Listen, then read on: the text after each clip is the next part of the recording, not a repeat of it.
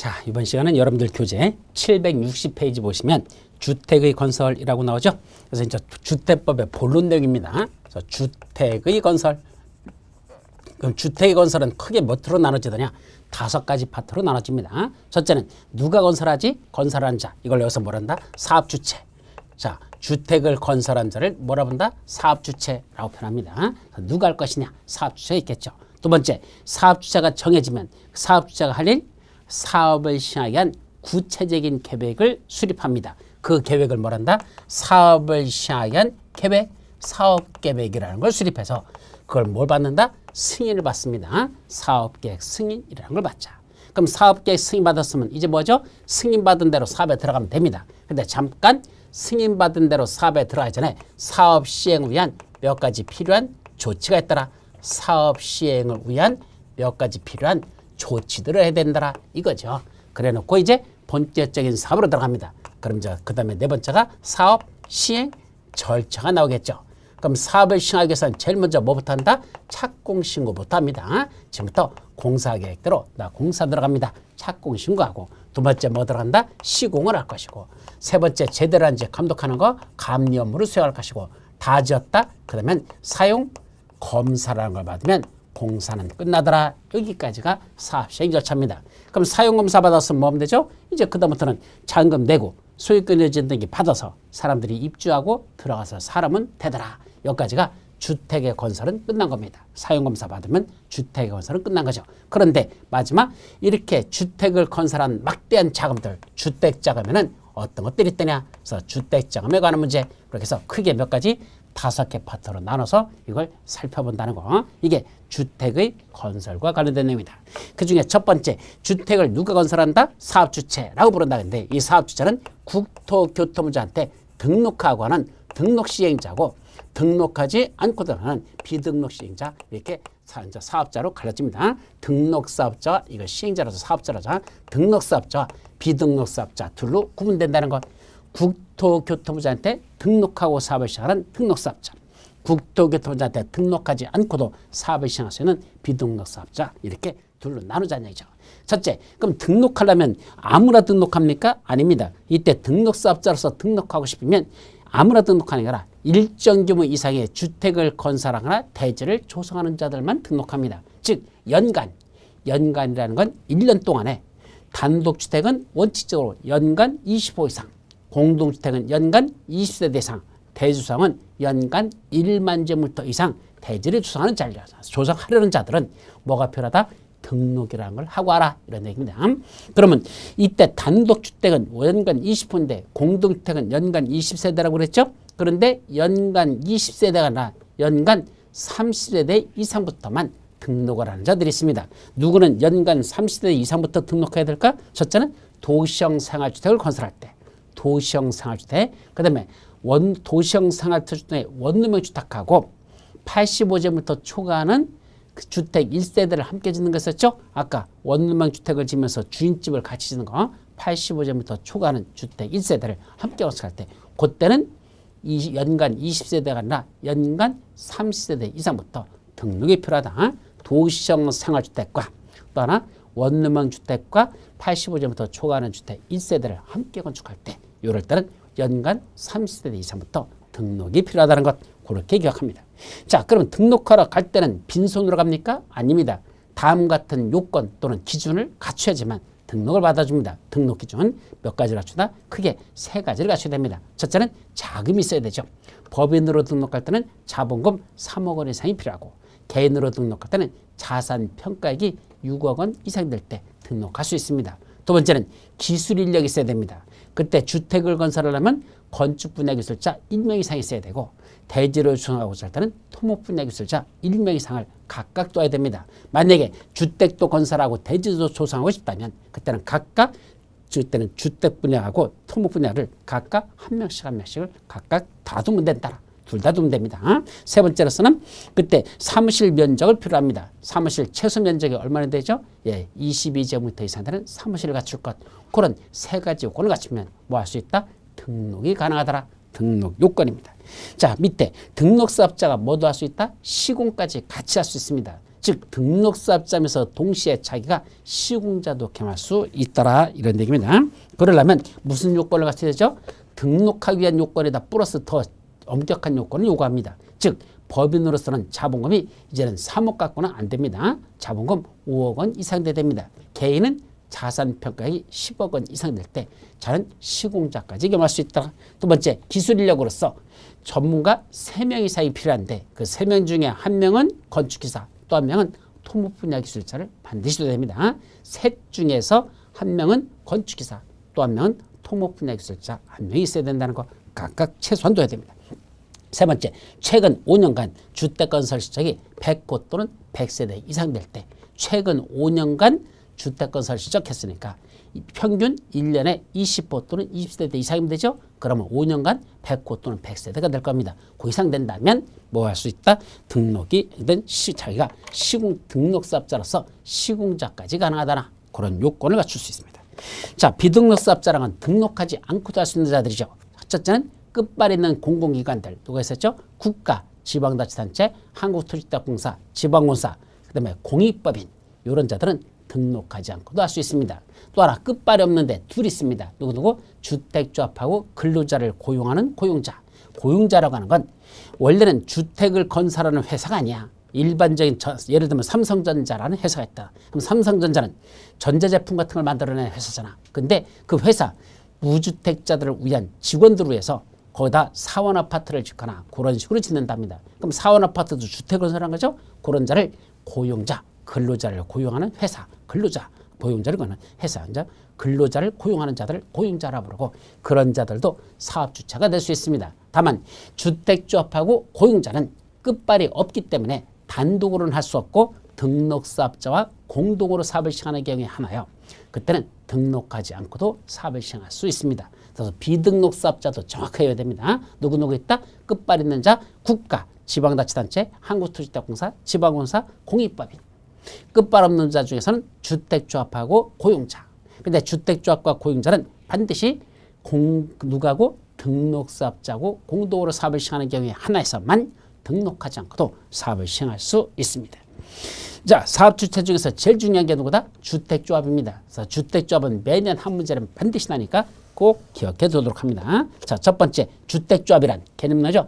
많은 수의 구성원이 사업계획 승인을 받아 건설하는 주택을 마련하거나 리모델링에 의하여 결성하는 조합을 말한다 라고 했습니다. 따라서 주택조합은 반드시 사업계획 승인을 받아야 된다는 거. 그래서 건설하는 주택을 마련하거나 또는 리모델링을 하기 위해서 결성하는 조합을 주택조합으로 표현합니다. 그럼 주택조합은 몇 가지가 있다? 세 가지가 있습니다. 첫째, 지역주택조합. 두 번째, 직장주택조합. 세 번째, 리모델링 주택조합. 셋으로 갈라집니다. 그중에 지역주택조합은 일정한 광역권 내에, 광역권 지역 내에서 거주하는 주민이 주택을 마련하기 위해서 설립한 조합입니다. 이때 광역권이라는 게 구체적으로 옆에 더 알아보기에 나와 있죠. 그래서 서울특별시, 인천광역시, 경기도에 살고 있는 사람들은 서울특별시, 인천광역시, 경기도 그 세 군데 권역 안에 한마디로 수도권이라고 그러죠. 그 수도권 안에 있는 사람들은 그 안에서 주택을 마련하기 위해서 지역주택조합을 설립할 수가 있습니다.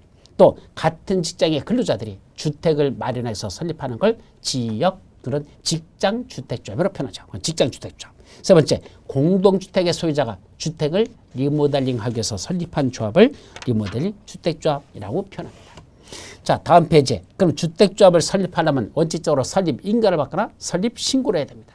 자, 원칙 뭐죠? 설립인가사입니다. 그래서 원칙적으로는 많은 수의 구성원이 주택을 마련해서 주택조합을 설립하려면 시장운수 구청장한테 정확하게 말하면 특시 특도 시장운수 구청장이에요. 근데 여기서 줄여서 그냥 시장운수 구청장이라고 표현하는데 하여튼 시장운수 구청장한테 뭐 할 것? 설립인가를 받아야 되는 게 원칙입니다. 다만 인가받은 내용을 중간에 변경하거나 또는 주택조합을 해산할 때도 변경인가 해산인가 받는 게 원칙입니다. 그런데 그 밑에 설립할 때부터 처음부터 신고만으로 할 수 있는 게 있습니다. 처음부터 인가받는 게 아니라 설립 신고만으로 할 수 있죠. 어떤 거? 국민주택을 공급받기 위한 직장주택조합을 설립할 때만. 국민주택을 공급받기 위하여 직장주택조합을 설립할 때만은 설립 신고만으로 할 수 있습니다.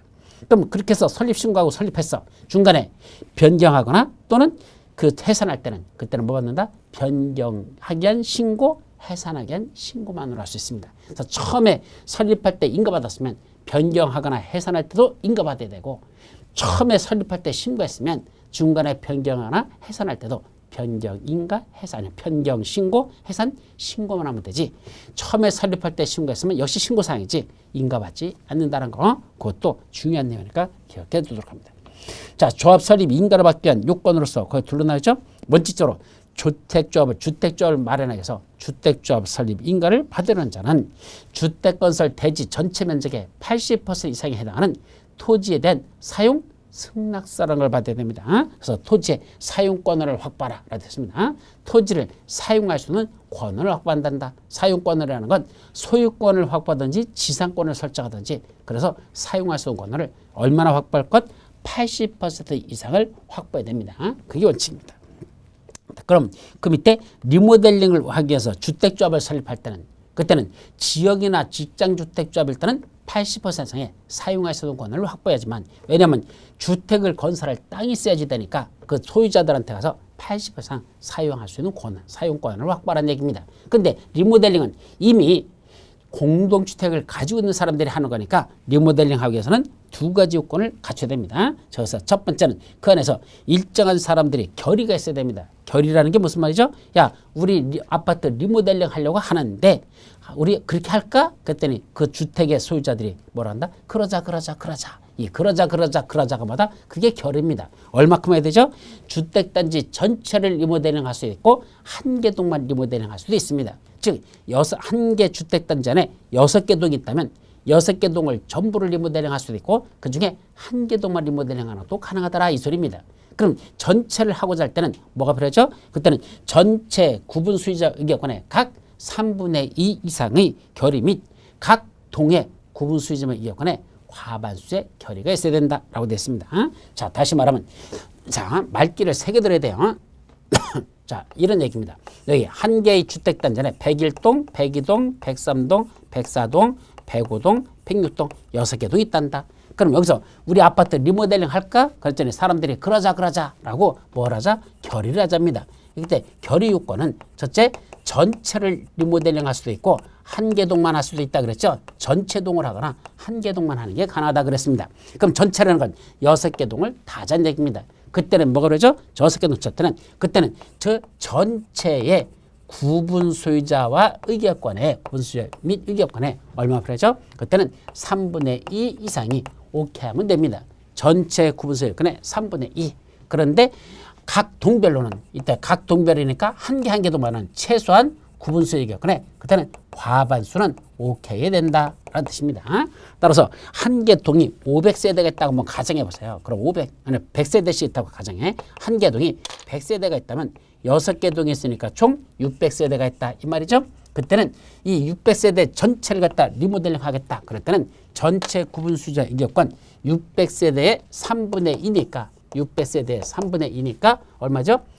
200에 썼다니까 400세대가 됐죠. 이 400세대가 오케이 해야 되는데 근데 문제는 한 개 동마다 100세대씩 있으니까 그때는 각 동별로는 한 개 동마다 최소한 얼마나 오케이 된다? 과반수는 오케이 됩니다. 그러면 한 개 동마다 과반수니까 얼마야 돼? 100세대 중에서 과반수니까 51명이 오케이라고 해야 돼. 51명. 그러면 101동도 51명, 51명 곱하기 6개 동 하면 얼마죠? 6, 1은 6, 6, 5, 30, 306명이 오케이 하는 거네. 그러면 된다? 안 된다는 얘기입니다. 각 동별로는 최소한 과반수인 51명은 돼야 되지만 최소한 51명, 21명 한 개 동마다 최소한 51명 이상은 돼야 되지만 전체로서는 51명만 갖고 하는 306명 갖고는 안 되고 전체는 몇명 된다? 400세대는 400명은 오케이 된다 이 소리입니다. 그게 전체 구분 소유권의 3분의 2 이상의 오케이가 있어야 된다. 결의가 있어야 된다는 점. 따라서 만약에 한 개 동이 51명밖에 안 되면 나머지 동은 51명 갖고는 안 돼요. 100명 중에 80명, 90명 이런 식으로 인원이 더 많아져야 전체로서는 400명이 오케이가 되겠죠. 그런 요건을 갖춥니다. 만약에 한 개 동만 한다면 만약에 101동 하나만 한다면 이게 한 개 동이야. 101동 하나만 한다면 그 한 개 동에 구분 수의자와 의결권에 그때는 3분의 2 이상 따라서 100명 중에 3분의 2니까 67명이 되겠죠. 그래서 67명, 100명의 3분의 2, 67명이 되겠죠. 그 67명이 오케이는 해야 그래야지만 그 한계 동안 리모델링에 의한 결의 요건을 충족했다라는 뜻입니다. 거기까지. 자, 옆 페이지에 보시면 설립인가 받을 때 리모델링에서 그 밑에 박스 속에 763페이지 박스 속에 있는 것 중에 다시 박스 속에 또 박스가 두 가지가 나오죠. 그중에 아까 결의 요건은 위에 건 했어. 근데 밑에 거 4번에 보시면 일정 기간이 지났음을 증명해야 리모델링 결의를 할 수 있습니다. 따라서 리모델링 하면 결의 요건만 있어야 되는 게 아니라 플러스 두 번째로서 일정한 뭐도 있어야 된다? 경과연수도 있어야 돼. 경과연수라고 하는 건 일정한 연수가 지나야 된다. 경과연수야. 일정한 기간이 지나야 된답니다. 원칙은 몇 년 지난다? 사용검사 받은 날로부터 10년은 지나야 됩니다. 10년이 지날 것. 다만 증축은 아까 몇 년이죠? 15년이 지나야 된다라고 됐었습니다. 그래서 원칙 대수선은 10년이고 증축은 원래는 15년인데 다만 시도절에서 15년 이상 20년 미만에서 따로 정하면 그 연수가 지나야 된다 그랬었죠. 그래서 그런 기간을 갖추면 그때는 리모델링을 할 수 있습니다. 따라서 리모델링 주택조합을 설립하려면 첫째, 이러한 결의 요건이 있어야 되고 두 번째, 10년 또는 15년이란 그런 경과연수가 지나야지만 그때부터 리모델링 할 수 있다. 이건 대수선, 밑에 건 증축. 그런 기간이 지나야 된다는 거 조합 설립인가를 받을 수 있습니다. 그 밑에 조합원 모집 신고라는 게 올해 새로 신설됐습니다. 조합원을 모집하려면 시장운수 구청장한테 신고하고 그때 공개 모집의 방법으로 조합원을 모집하여야 한다라는 거 새로 신설됐죠. 다만 공개 모집 이후에 조합원이 사망하거나 자격이 상실되거나 또는 탈퇴 등으로 인하여 결혼이라는 건 인원수가 빠져나왔죠. 그걸 다시 충원하거나 또는 원래 500세대를 찌려면 조합원이 250명 이상을 모집해야 되는데 그때 미달된 조합원을 다시 재모집하려고 한다면 그때는 신고하지 않냐고 선착순 방법으로 조합원을 모집할 수는 있습니다. 그래서 모집하려면 모집 신고랑 하도록 새로 신설된 거야. 모집 신고가 됩니다. 다만 중간에 결혼을 충원하거나 미달된 조합원을 재모집할 때는 신고하지 아니한다는 것. 그리고 선착순 방법으로 할 수 있다는 것. 그렇게 기억하죠. 자, 주택조합 업무를 대행시킬 수가 있습니다. 주택조합이 자기들의 업무를 직접 수행하지 않고 다른 자들에게 대행시킬 수 있습니다. 리모델링 주택조합은 빼고 그러니까 지역하고 직장주택조합에서만 대행자를 둘 수 있습니다. 그때 조합원 가입 알선 등에 관한 업무를 그런 대행시킬 수가 있습니다. 대행하게 할 수 있다. 조합원 가입 알선에 관한 업무도 대행이 가능하다는 거. 그게 중요해요. 작년까지는요. 대행시키는 데 있어서 조합원 가입 알선에 관한 건 대행이 안 됐어. 그건 조합의 고유 업무였는데 이제는 조합원 모집에 관한 걸 알선하는 것도 그것도 대행시킬 수가 있습니다. 누구만 대행할 수 있다? 다음 페이지 보면 주택조합하고 등록사업자하고 공동으로 사업을 시행한다 그랬죠? 그 공동으로 사업을 시행하는 그자에게 대행하게 할 수 있습니다. 또 등록사업자 따로 둘 수도 있고 중개업자를 따로 그들에게 대행시킬 수도 있고 정비사업 전문 관리업자, 신탁업자 등등 이런 자들을 대행 업무로서 할 수 있는 대행 업무를 하게 할 수 있습니다. 업무 대행자라고 하죠. 그때 대행자의 의무에 관해서는 그냥 읽어보고 만약에 그 대행자가 자기의 귀책 사유로 인해서 조합원들에게 손해를 입혔으면 그 손해를 배상할 책임을 집니다. 공동사업 주체인 시공자의 책임과 시공보증이란 말이 나오죠. 아까 누구랑 같이 한댔죠?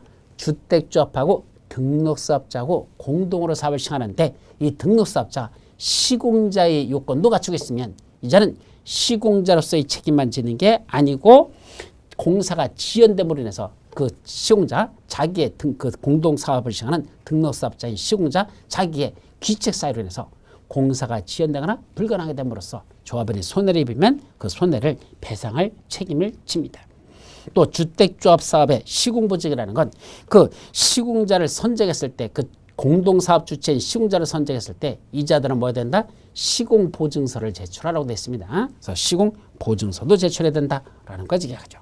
자, 주택조합의 조합원 숫자는 몇 명으로 듭니까? 리모델링은 일단 빼고 주택조합은 주택건설 예정세대수 만약에 500세대를 짓겠다라고 한다면 여기다 총 500세대를 짓려고 한다면 그때는 이 500세대 짓고자 하는 세대수의 얼마? 그때는 50% 이상을 뭐라 해야 됩니까? 그때는 조합원을 모집해야 됩니다. 그럼 500세대를 건설하고 싶다면 그거의 50%니까 250명 이상을 조합원으로 모집해야 한다. 이게 50% 이상으로 알아 이겁니다.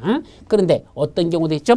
여기에 임대주택도 300세대 짓는데 그럼 임대주택 300세대, 분양주택 500세대 짓는다면 그때는 어떻게 할까? 800세대의 50%인 400명 이상이 필요합니까? 아닙니다. 임대주택을 짓는다면 이 임대주택은 제외시켜버립니다. 즉 분양주택만 그거의 50% 이상을 두면 되지 조합원 모집할 때 임대주택에 대해서는 따로 조합원을 모집하는데 그걸 합산하지 않습니다. 또 하나 처음에는 500세대를 지려고 했는데 중간에 사업계획 승인이 바뀌어서 700세대로 증가해버렸습니다. 이렇게 500세대에서 700세대로 늘어났습니다. 그러면 변경된 세대수 이거에 50% 이상을 둬야 됩니다. 따라서 변경된 세대수 700세대의 50%니까 그게 350명 이상으로 조합원을 추가로 더 증원해야 되겠죠. 이런 식으로 하라고 됐습니다. 자, 다만 이때 최소한 조합원으로 구성되어야 돼. 조합원은 몇 명 있어야 된다? 20명 이상은 돼야 됩니다. 지역하고 직장주택조합을 설립할 때는 최소한 조합원 숫자는 몇 명? 20명 이상이라. 이 20명이라는 건 무슨 말이냐면 여기다 30세대만 짓는다고 한번 생각해 보세요. 그럼 30세대 50%면 뭐죠? 15명이잖아. 아니란 됩니다. 30세대 50%인 15명이라 최소한 30대 때는 15명이 아니라 20명 이상의 조합원을 둬야 된다. 최소한 20명 이상으로 해야 된다는 것 이런 뜻이죠. 다만 사업계획 승인 등의 과정에서 세대수가 변경되면 변경된 세대수의 50%를 둬야 된다는 것. 자, 그렇게 기억합니다. 자, 조합원의 자격이라고 됐죠. 그럼 주택조합의 조합원이 될 수 있는 자격은 다음과 같은 자들인데 다만 중요한 게 나오죠. 조합원의 사망으로 그 지위를 상속받는 자들이 있습니다. 그 자들은 다음의 요건에도 불구하고 조합원이 될 수 있다. 무슨 말이죠? 원칙적으로 지역이나 직장주택조합원이 되려면 일정 기간 동안 주택을 소유하지 아니하거나 무주택자 내 또는 세대원 전원 중에 한 명이 85점부터 해되는 주택 한 채만 소유하고 있으면 그 자는 조합원이 될 수 있습니다. 무주택자, 아예 주택을 소유하지 않고 있거나 소유는 하는데 85 이하 되는 거 한 채만 갖고 있는 사람, 이런 사람들은 조합원이 될 수가 있습니다. 세대주는 조합원이 될 수 있죠. 자, 그런데 조합원의 사망으로서 그 지위를 상속받는 자들이 있습니다. 자, 예를 들면 아버지가 조합원으로서의 지역주택조합을 갖고 있었습니다. 그런데 아버지가 돌아가시면서 아들이 상속을 받았습니다. 근데 아들은 이미 주택을 3채를 갖고 있습니다. 그럼 무주택자이거나 또는 85 이하 되는 거 한 채만 가지라 그랬는데 이 사람은 3채를 갖고 있는 아들은 조합원이 안 될 거 아니야. 근데 그거 안 따진다는 얘기입니다. 상속으로 인해서 조합원의 지위를 승계하는 자는 뭐 무주택자거나 85에 되는 주택 한 채만 소유한 세대주일 거 그런 요건을 필요로 하지 않는다는 거 그런 뜻입니다. 그래서 그 조합원의 사망으로서 지위를 상속받는 자는 그 밑에 있는 조합원으로서의 요건을 필요로 하지 않는다. 당연히 그냥 조합원이 된다. 이런 뜻입니다. 자, 중요한 거니까 기억해 두시고 그럼 지역주택조합원이 되려면 언제부터 언제까지? 조합 설립인가 신청일로부터 원칙적으로 입주 가능일까지.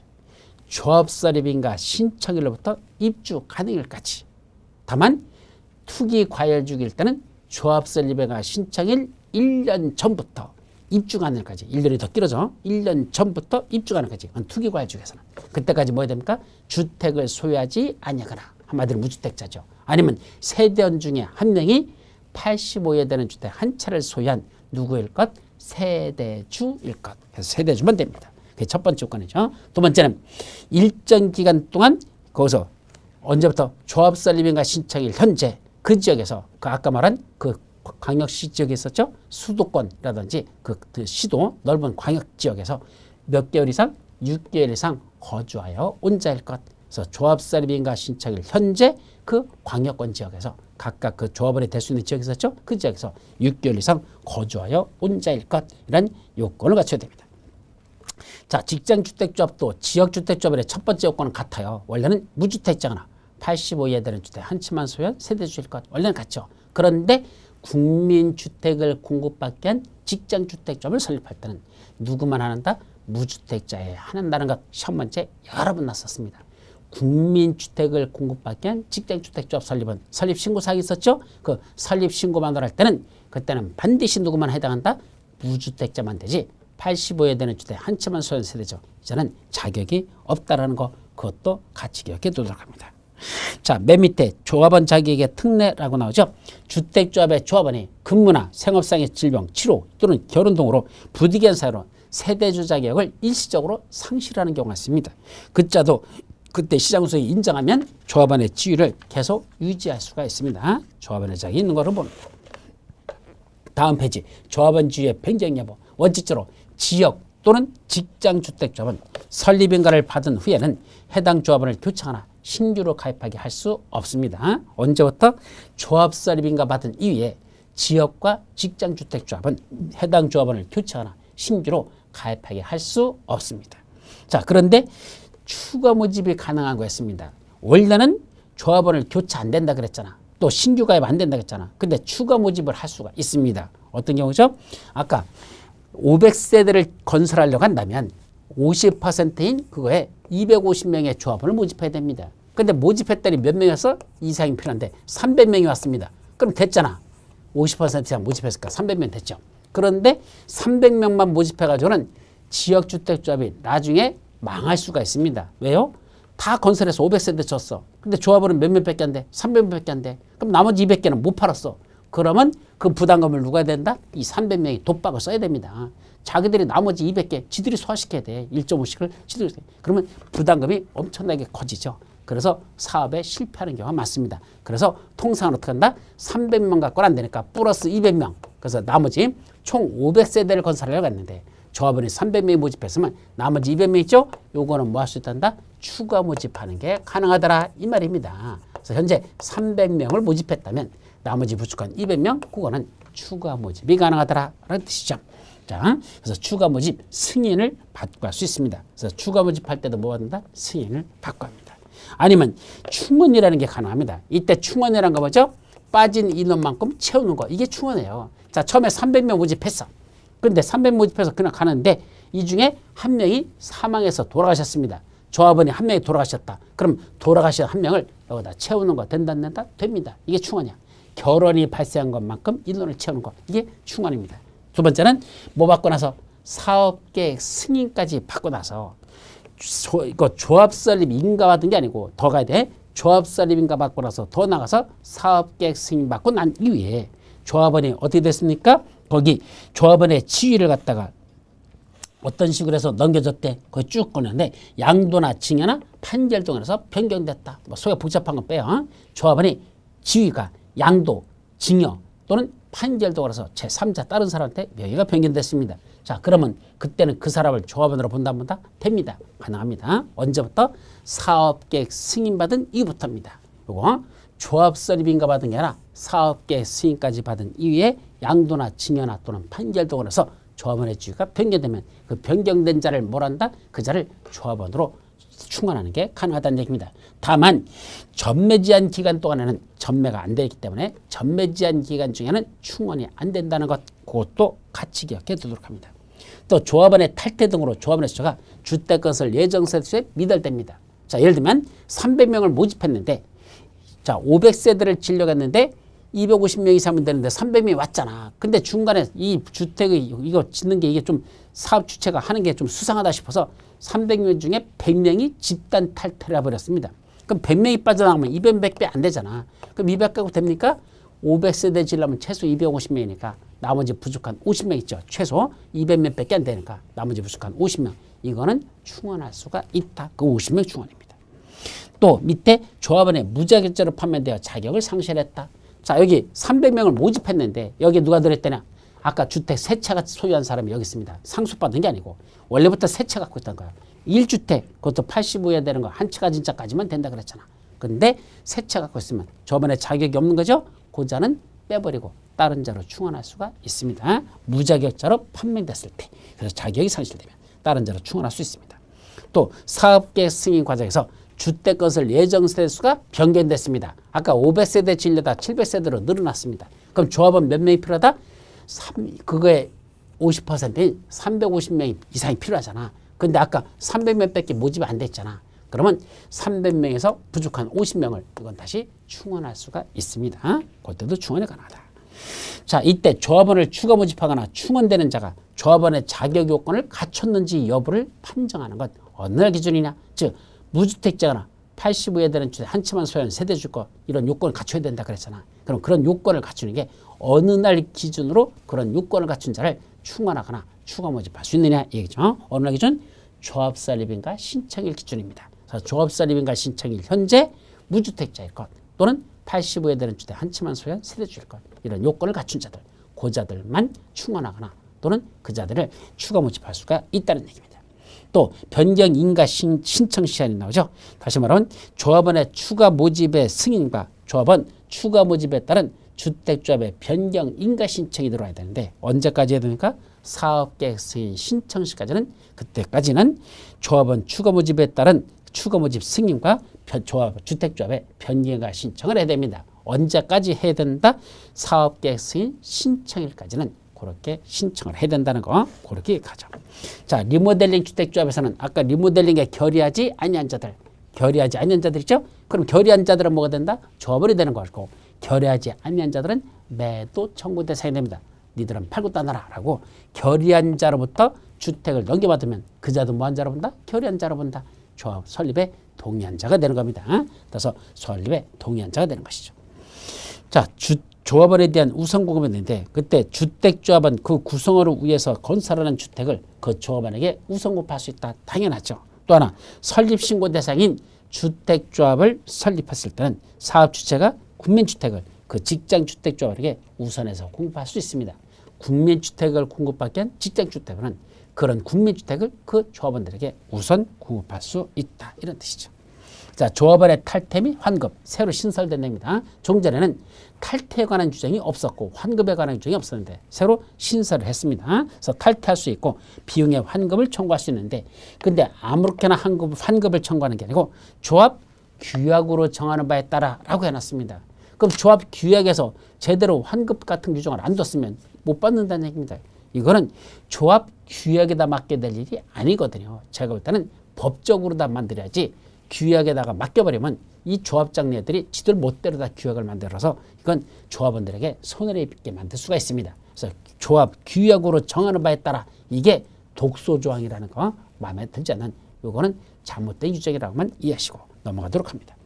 자, 주택조합의 임원이라 했죠. 그래서 임원이는 어떻게 되죠? 다음 같은 사람들은 임원이 될 수 없다. 그래서 거기 미성년자, 피성년 후견인, 피한정연인, 또 파산성으로 받은 자서 복권되지 아니한 자, 금고상의 형을 받고 그 집행이 종료되지 않은 자, 또는 면제된 날부터 2년이 지나지 않은 자 등등 나오죠. 그 중에 5번에 보면 선고유예 기간 중에 있는 자도 있습니다. 집행유예 기간 중에 있는 게 아니라 선고유예 기간 중에 있는 자도 임원이 될 수 없다는 건 여기만 특유한 내용이 됩니다.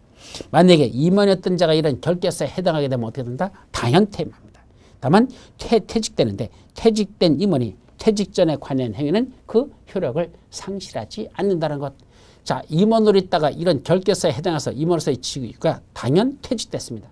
퇴직하기 전에 관여한 행위는 효력을 잃지 아니한다는 것. 그것까지 기억합니다. 자, 총회의 필수적 의결사항에서 반드시 총회에서 의결해야 되는 거죠. 가만히 읽어보십시오. 중요한 내용들입니다. 조합의 가장 중요한 내용들은 반드시 총회의 의결을 거쳐야 된다라고만 기억하죠. 자, 주택조합은 조합 설립 인가 받았습니다. 그럼 인가 받은 날로부터 몇 년 이내 사업계획 승인이 절해될까? 원칙적으로 2년입니다. 그래서 조합 설립 인가를 받은 날부터 2년, 조합 설립 인가를 받은 날부터 2년 내에 사업계획 승인 신청이 들어간다는 거. 다만 리모델링일 때는 대수선 또는 증가하는 세대수가 몇 세대? 3세대 미만인 리모델링은 하는 경우에는 그때는 허가만 받으면 됩니다. 그래서 리모델링 하는데 뭐 한다? 대수선 또는 증가하는 세대수가 3세대 미만밖에 안 된다. 그때는 사업계획 승인 신청하는 게 아니라 허가 신청만 하면 된다는 거. 그것까지만 기억해 주도록 합니다. 또 주택조합은 등록사업자가 소유하는 공공택지를 주택건설재로 사용해서는 안 된다. 누가 끊는 거? 등록사업자가 주택조합하고 등록사업자하고 같이 한다는 얘기야. 그때 등록사업자가 소유하고 있는 거기 공공택지가 있다면 그 공공택지는 주택건설대지로 사용해서는 아니 되는데 다만 그 공공택지를 뭐로 붙여서 경매나 공매를 통해서 취득하면 그때는 거기다 주택건설사업을 시행할 수 있다라고 기억합니다. 여기까지가 되고 다음 몇 페이지만 두 번째 사업계획 승인 받아라 라고 되어 있습니다. 사업주체는 끝나고 두 번째 사업계획 승인 받으랍니다. 첫째 사업계획 승인은 뭐 하는 점을 받아야 될까?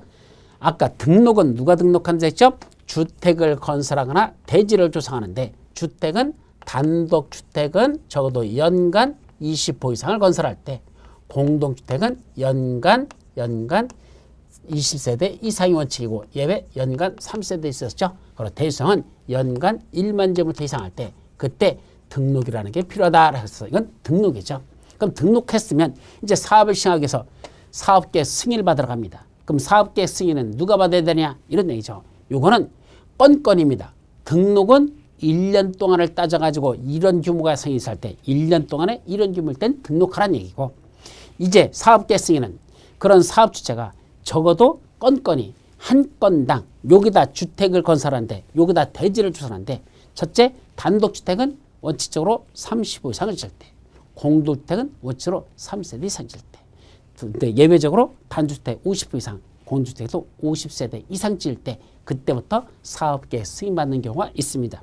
요거는 사업장마다요 원칙적으로 그래서 그 각각의 사업장마다 30호 또는 55 30세대 또는 50세대 이상 질 때 대주성은 1만 제곱미터 이상 대지를 주선할 때 이때 연간한 말이 빠져요. 건건이니까 몇 건마다 1만 제곱미터 이상 대지를 주선한다면 그때는 뭐가 필요하다? 등록이라는 게 필요합니다. 다만 단독주택에서 그럼 언제 때 50% 이상일 때 사업계획 승인 받을까? 거기 보면 건축법 시행령에 따른 단독주택이란 말이 있잖아요. 한옥이란 말이라 하죠. 그 한옥을 지을 때는 건건이 한옥 짓는데 50% 이상 지면 그때부터 사업계획 승인 받는다는 건 시험 문제 출제된 적이 있었습니다. 그래서 50호 또는 50세대 이상이 되면 좀 복잡하게 써 있는데 그런 게 있다 정도만 아시죠. 다음 페이지 공구별로 분할해서 시행할 때는 각 공구별로 최소한 세대수가 몇 세대죠? 주택단지 전체는 600세대 이상 되면 공구별로 분할해서 시행할 수 있습니다. 한 공구별로 아까 몇 세대라고 했죠? 300세대 이상이니까 두 개의 공구를 만들려면 한 주택단지가 600세대 이상만 된다면 공구별로 분할해서 시행할 수 있죠. 자, 그럼 사업계획 승인은 누구한테 받을래? 두 번째 이제 사업계획 승인권자야. 원칙은 주택건설하고자 하는 그 대지 면적이 조성되는 대지 면적이 10만 제곱미터 이상 되는 경우와 10만 제곱미터 미만 되는 경우로 둘로 나눠집니다. 그때 대지 면적이 만약에 10만 제곱미터 이상 된다면 그때는 누구한테 받는다? 시도의사. 다만 대도시사는 대도시한테 받습니다. 그래서 원칙은 10만 이상 되는 규모일 때는 시도사. 다만 대도시사는 대도시사. 10만 제곱미터 미만일 때는 관할구의 장들입니다. 관할구의 장들 누구죠? 특광, 특시, 특도, 시장, 군수. 특광, 특시, 특도, 시장, 군수 유자들에게 10만 미만일 때는 사업계획 승인을 받으면 됩니다. 근데 국정한테 직접 사업계획 승인 받는 경우가 거의 몇 가지 나오죠? 그래서 330만 제곱미터에서는 택지개발 사업이나 도시개발 사업을 할 때 330만 제곱미터에서는 택도 없는 짓, 택지개발 사업, 도시개발 사업, 택도 없는 짓은 국정한테 승인받습니다. 또 수도권이나 광역시에서 긴급한 주택난의 수가 필요하거나 지역균형 개발이나 또는 광역적 차원에서의 조정이 필요할 때 그때는 국장한테 직접 사업계획 승인받습니다. 등등 그런 사유가 몇 가지 있죠. 자, 1번이 빠졌다. 국가 및 한국토지주택공사가 사업을 시행할 때 특히 한국토지주택공사 LH라고 했죠. 그 LH에서 그런 주택건설 사업을 시행할 때는 그때는 누구한테 받는다? 국장한테 직접 사업계획 승인을 받는다는 거 그것도 같이 기억해 두도록 합니다. 다음 페이지 매도에 보면 사업계획 승인 안 받을 때는 예외가 나오는데 아직 시험 문제 난 적은 없습니다. 참고로만 읽어보죠. 자, 이제 두 번째로서는 주택건설대지에 대한 소유권을 확보합니다. 즉 사업계획 승인을 받으려면 남의 땅에다 아파트 짓겠다고 하면 사업계획 승인 내주겠습니까? 안 내주겠죠. 따라서 원칙적으로는 주택건설대지에 대한 소유권을 확보해야 원래는 사업계획 승인을 내준다. 이게 대원칙입니다. 그런데 예외가 있어. 그 주택건설 대지에 대한 소유권을 확보하지 않았는데도 그래도 사업계획 승인 내주는 경우가 있다 없다? 있습니다. 그 다음 페이지에 세 가지가 나와 있죠. 첫째는 자 말귀를 잘 새겨들어야 됩니다. 어떤 때는 아직 뭘 하지 않았는데도 주택건설 대지에 대한 소유권을 확보하지 않았는데 이 땅 소유권 다 확보하지 않았어. 그래도 사업계획 승인 내주겠답니다. 그중에 첫 번째가 뭐가 필요하답니까? 지구단위 계획 결정이 필요한 주택건설 사업으로서 라고 돼 있죠. 이 말은 여기서 지구단위 계획 결정이 필요하다라는 얘기는 결국 여기가 뭐가 지정됐기 때문에 지구단위 계획 구역으로 지정되어 있는 지역이기 때문에 지구단위 계획 결정이 필요하다는 얘기입니다. 지구단위 계획은 아무 데서나 수립하는 계획이 아니고 먼저 뭐가 지정되고 지구단위 계획 구역을 먼저 지정해 놓고 그 안에서 지구단위를 수립하거든요. 따라서 지구단위 계획 구역으로 지정된 지역 안에서 지구단위 결정이 필요하다면 결국 지구단위에서는 얼마까지만 확보한다? 원래는 이 전체 이 대지 면적 중에 몇 퍼센트? 80% 이상만 뭘 확보한다? 사용할 수 있는 권한을 확보하고 80% 이상은 사용할 수 있는 권한을 확보. 그 나머지 20% 이하 되는 거 있죠? 이게 무슨 대상이 된다? 매도 청구 대상이 된다면, 이게 매도 청구 대상이 된다면 그때는 아직 전체된 소유권은 확보하지 못했어도 그래도 여기 대해서 사업계획 승인을 내주겠답니다. 80% 이상만 뭘 확보했다? 사용할 수 있는 사용권을 확보하고 나머지 20% 이하 되는 거 있죠? 그게 매도 청구 대상이 됐대. 그때는 사업계획 승인을 내주겠다는 얘기입니다. 다만 누구하고 누가 같이 한답니까? 아까 등록사업자하고 주택조합이 공동으로 사업을 시작한다면 그때는 80%가 아니라 95% 이상 사용권이 아니라 소유권을 확보하고 누구하고 누구랑 같이 한다? 등록사업자하고 주택조합이 공동으로 사업을 시작한다면 그때는 95% 이상의 소유권을 확보하고 나머지 5% 이하 되는 거죠? 그게 매도 청구 대상이 된다면 그때도 사업계획 승인 내주겠다라는 거. 그게 첫 번째 내용이 됩니다. 아주 중요한 거야. 자, 두 번째는 사업주체가 이제 지구단위 계획 구역이 아니고 이런 지구단위 계획이 아니라면 그때는 사업주가 전체적인 소유권은 다 확보한 건 아니지만 소유권은 확보하지 못했으나 뭐는 확보했다? 사용할 수 있는 권한을 확보했답니다. 그때 사용권은 몇 프로란 얘기야? 그거는 80%가 아닙니다. 그건 100%를 합니다. 그래서 이건 사용권을 확보했다 그랬는데 이건 100%라는 말을 조심합니다. 말이 없다는 건 100% 확보한 뜻입니다. 자, 말이 없다는 건 100%를 확보했다는 얘기죠. 그럼 어디가 더 유리한 거냐? 위에가 더 유리한 겁니다. 즉 지구단위 계획 구역에서는 80% 이상만 사용권을 확보하면 되지만 지구단위 계획 구역이 아닌 지역에서는 100% 사용권을 확보해야 그래야 사업계획 승인 내준다는 의미를 갖는다. 말귀를 조심합니다. 세 번째는 국가나 지방자치단체나 한국주택공사및 지방공사가 주택건설 사업을 시행할 때 그때도 소유권을 다 확보하지 않아도 그때는 사업계획 승인을 내주겠다는 겁니다.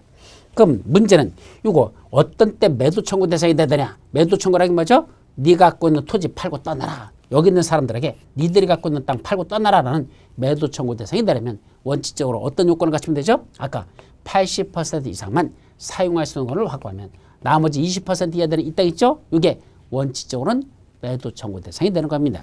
그런데 이 중에 매도 청구 대상이 안 되는 사람이 있어. 너는 팔고 떠나라. 그건 강제를 할 수 없는 사람이 있어. 그 사람은 부른 대로 보상비를 줘야 될 그런 심각한 문제가 걸리는 경우가 있습니다. 누구는 매도 청구 대상이 되지 않는다? 지구단위 계획 구역 지정구 시일 10년 이전에 취득해서 계속 보유해 온 자. 여기 지구단위 계획 구역으로 지정되기 전 몇 년 전에 10년보다도 더 전에 취득해가지고 10년 이상을 지금까지 갖고 있었던 사람이야. 그런 사람은 원주민이지 이건 투기 세력이 아니라는 얘기입니다. 그래서 그 사람들은 원칙적으로 매도 청구 대상이 안 된다. 10년 이전에 취득해서 계속 보유해 온 자는 매도 청구에 안 되는 게 원칙입니다. 그거 조심하시오. 그때 10년 보유 기간은 본인이 소유하고 있는 기간만이 아니야.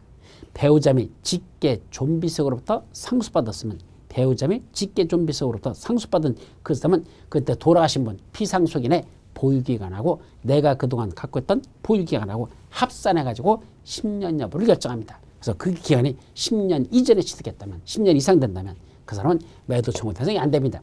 그런데 문제는 그 10년 이전에 취득했던 원주민도 이제 매도 청구 대상이 되는 경우가 있습니다. 어떤 경우? 이제 사용할 수 있는 권한을 80%가 아니라 95% 이상 95% 이상 사용할 수 있는 권한을 확보하면 나머지 5% 이하 되는 거 있죠? 그거는 10년 이전에 소유했다 하더라도 이전부터 취득해서 갖고 있다 하더라도 그 사람도 당연히 매도 청구 대상이 된다는 것, 모든 소유자에게 매도 청구할 수 있다는 것, 그것도 기억해 두도록 합니다. 또 리모델링에서는 인가를 받아 설립된 리모델링 주택조합, 아까 여기 결의한 사람들만 조합원으로 쓰고 그 사람들로부터 동의한 사람으로서 넘겨받으면 그 사람도 조합원을 승계 된다 그랬죠. 그래서 이때 리모델링에서 했을 때 결의한 사람들, 그 사람들만 조합원이 되는 거고 결의하지 아니한 자들은 무슨 대상이다? 팔고 떠나라. 매도 청구 대상이 됩니다. 자, 승인 여부 결정은 사업계획 승인 시행이 들어가면 원칙적으로 며칠 내? 60일 내에 승인 여부를 결정해서 통보해줍니다. 사업계획 승인 시행이 없다? 며칠 내? 60일 내에 승인 여부를 결정해서 통보할 것 하고 되죠. 자, 공사의 착수기간이라는 게 나오죠. 그럼 공사는 언제까지 할까? 사업계획 승인 받았으면 그로부터 원칙적으로 5년 이내에 공사를 시작해야 됩니다. 그런데 공구별로 분할해서 시행하는 경우가 있습니다. 1공구, 2공구. 그럼 최초 공구에서는 사업계획 승인 받은 후부터 5년 이내에 공사에 착수해야 됩니다. 본인의 공사를 시작하면 되죠. 그런데 최초 공고, 왜 공고? 1공고가 아니라 2공고는 언제 한다? 최초 공고에서 착공신고한 날이죠. 착공신고한 날부터 2년 이내 그때는 공사를 시작하면 됩니다. 따라서 원칙은 공고별로 분할해서 시작한다면 최초 공고는 사업계 승인받아부터 5년 이내 공사를 시작하면 된다. 그런데 최초 공고, 왜 공고는 최초 공고에서 착공신고한 날로부터 2년 이내 공사를 시작하는 게 원칙입니다. 아셨죠? 사업계획 승인을 취소하는 경우도 있죠. 그래서 밑에 보면 일정한 사유에 있으면 사업계획 승인을 취소하는 경우도 있습니다. 그거는 여러분들이 읽어보도록 합니다. 자, 다음 페이지 사업시행에 대한 조치라고 그랬죠. 그래서 사업시행에 대한 조치로서는 첫 번째 뭐 한단다? 토지 등을 수용 또는 사용할 수 있는 권한이 있어야 된다. 수용 사용권이 있어야 된다. 그래서 이때 수용 사용은 누구만 할 수 있다? 공공건설 사업체들만 수용할 수 있습니다. 국가, 지방자치단체, 한국토지주택공사, 지방공사 얘들만 수용할 수 있다. 두 번째, 무슨 사유로만 수용한다? 국민주택을 건설하나, 국민주택을 건설하기 위한 대지를 조성할 목적으로만 수용할 수 있습니다. 그때 수용에 관해서는 이 법에 특별한 규정이 있는 것 외에는 공익사법을 준용합니다. 그럼 이 법에 특별한 규정이 있습니까? 예, 옆 페이지 중간 밑에 있습니다. 첫째, 뭘 받으면? 사업계획 승인이라는 걸 받으면 그때부터 수용할 수 있는 권한이 부여되는 사업인재 및 고시를 받은 거로 봅니다. 언제부터? 사업계획 승인 받으면 이때부터 공익사법에 나오는 사업인정 및 사업인정을 받은 것으로 본다라는 거. 재결 신청 기간은 언제까지나 주택건설 사업 시행 기간 이내에만 할 수가 있습니다. 자, 갈수록 주택을 건설할 땅이 없어요. 이런 주택건설 땅이. 그래서 이 법에서 두 가지 방법으로 주택건설 용지를 용이하게 확보하도록 도와줍니다. 첫 번째는 어떻게 도와주죠?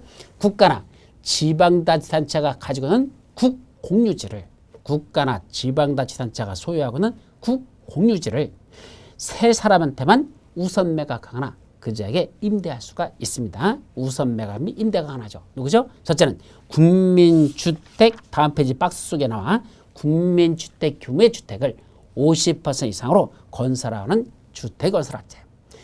국민주택 규모의 주택을 50% 짓는다. 여기다 1000세대를 짓는데 그중에 500세대 등을 85 이하로 짓겠다. 이런 얘기입니다. 그런 사람에게는 우선적으로 국군유지를 매각하거나 임대할 수 있습니다. 또 주택조합이 건설한 주택을 줄여서 조합주택을 건설할 때 또는 이러한 1번과 2번 주택을 건설하기 위한 대지를 조성하라는 자, 대지만 조성하는 자, 그 자들에게도 국군유지를 우선 매각하나 임대할 수 있습니다. 그럼 국공유지를 우선 매수한 날부터 임차한 날로부터 몇 년 이내에 공사에 착수해야 임차부터 2년 이내 그런 주택건설 사업 또는 대유성 사업에 해야 됩니다. 안 하면 팔았던 국가나 지방자치가 되사가는 걸 환매권에 행사하거나 아니면 임대차 계약은 취소할 수가 있습니다. 자, 두 번째, 환지 방식에 의한 도시개발 사업으로 조성된 대지 활용을 했죠. 그럼 무슨 방식으로 한다? 환지 방식으로 도시개발 사업이 시행된답니다. 그럼 사업에 필요한 경비에 충당하기 위해서 시행자가 가지고 있는 땅이 있었죠. 뭐라고 한다? 채비지. 요 채비지를 매각해가지고 들어온 대금 가지고 사업에 필요한 경비에 사용할 수 있죠. 이런 땅을 매각할 땅을 채비지라고 했습니다. 요 채비지를 누가 눈독을 들인다? 국민주택 사업을 시행하고자 하는 사업주체가, 국민주택을 건설하는 사업주체 있죠. 걔들이 야, 그 채비지 어차피 팔을 거라면 나한테 우선 매각하라. 내가 거기다가 국민주택을 짓겠다 이 얘기입니다. 그래서 국민주택 용지로 사용하기 위해서 도시개발사업 시행자에게 채비지 매각을 요구할 수가 있습니다. 그때 채비지 총 면적의 몇 퍼센트? 50% 범위에서만 이를 우선적으로 사업주에게 매각할 수 있습니다. 채비지 총 면적의 50%까지만 우선 매각을 요구할 수 있다는 거. 그때 매각하는 방식은 원칙적으로 뭐랍니까? 그때 매각은 경제 입찰로 해야 되는데 매각을 요구하는 사업자가 한 명일 때는 수의계약으로 할 수도 있죠. 근데 아직 환지계획이 수립되기 전에, 즉 환지계획에서 채비지 위치를 정하는데 아직 채비지를 어디다 놓을 건지 아직 환지계획이 수립되기 전에 매각 요구가 있으면 그때는 어떻게 정한다? 환지계획에서 하나의 단지가 되도록 한쪽에 몰아줘야 됩니다. 하나의 단지로 정해야 됩니다. 이때 매각하는 가격은 원칙은 양도가격은 감정평가는 감정가격으로 하는 게 원칙입니다. 다만 감정가격을 하지 않고 조성 원가를 기준으로 할 수도 있습니다. 어떤 경우? 임대주택을 건설하고자 하는 그런 용지를 팔을 때는 임대주택을 건설하는 경우는 조성 원가를 기준으로 매각할 수도 있습니다. 자, 일단 여기까지만 기억하시고 그 밖에 이제 사업시행 절차라고 하죠. 그래서 여기서부터 요거에 대해서는 시간상 다음 시간으로 넘어가서 이어서 보도록 하죠. 잠시 쉬었다 들어갑니다.